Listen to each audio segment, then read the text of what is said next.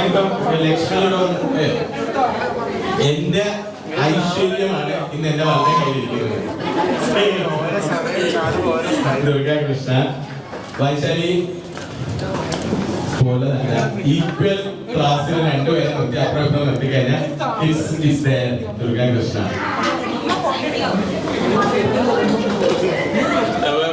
ഇന്ന് ദുർഗയുടെ അയ്യറിന്റെ അറേബ്യയുടെ audio launch ആയിരുന്നു.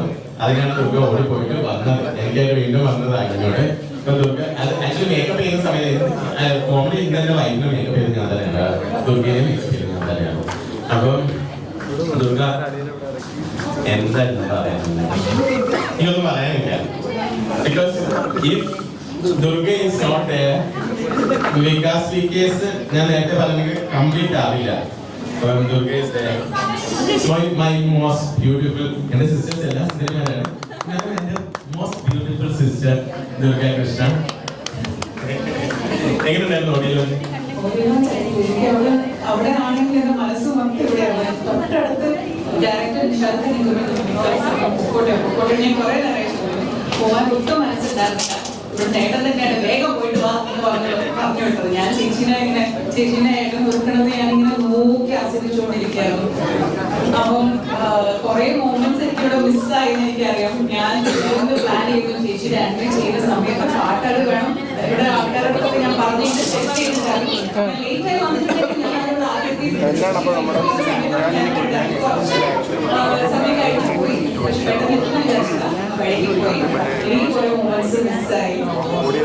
പിന്നെന്താ വികാസേട്ടനെ പറ്റി പറയുകയാണെങ്കിൽ എനിക്ക് എന്റെ ഞാൻ കോഴിക്കോട് നഗരം കോഴിക്കോട് വരുന്ന വഴിക്ക് ഞാൻ കോഴിക്കോടൊക്കെ പറയായിരുന്നു. എനിക്ക് നമ്മുടെ സലൂണിൽ ഞാൻ പറയുന്നുണ്ടായിരുന്നു, എനിക്ക് എന്റെ ഒരിക്കലും ചേട്ടൻ ഇല്ല എന്നുള്ള ഒരു തോന്നൽ അല്ലെ. നമ്മളെന്തെങ്കിലും സംസാരിച്ചു ഞാനിത് സലൂണിൽ പോയിട്ട് ഞാൻ പറയുന്നത് എനിക്ക് ഏട്ടൻ ഇല്ല എന്നുള്ളൊരു തോന്നൽ എനിക്ക് ഉണ്ടായിട്ടേ ഇല്ല.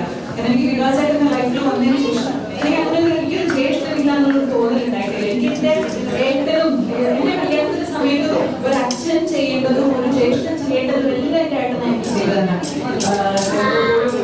ഷൂട്ടിങ്ങും കാര്യങ്ങളും ഒക്കെ ഇരിക്കുന്ന സമയത്ത് എനിക്കൊന്നും അറിയിച്ചില്ല. ഏട്ടൻ തന്നെയാണ് എല്ലാ കാര്യങ്ങളും, എന്റെ കല്യാണത്തിന്റെ കാര്യങ്ങൾ ഏട്ടൻ തന്നെയാണ് ഓരോ കാര്യങ്ങളും കോർഡിനേറ്റ് ചെയ്തിട്ട് എന്നെ വിളിച്ചറിയും. ഇന്നതാട്ടോ ഇങ്ങനെയാട്ടോ ഇതാണ് ജ്വല്ലറി നമുക്ക് ഇങ്ങനെ ഒരു സ്റ്റൈലിൽ പോവാം.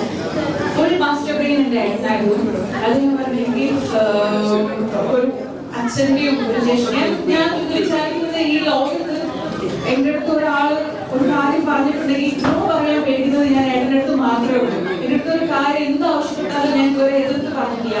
ചിലപ്പം എന്റെ അച്ഛനായിക്കോട്ടെ ഭർത്താവായിക്കോട്ടെ ആരാണെങ്കിലും എന്നെ അനുസരിപ്പിക്കാൻ അനുസരണമുള്ള കുട്ടിയാണ്. പക്ഷെ ഞാൻ ആകെ അനുസരിക്കുന്ന ഒരു സ്ഥലം ഏട്ടൻ മാത്രമാണ്. എന്താണെന്ന് എനിക്കറിയില്ല.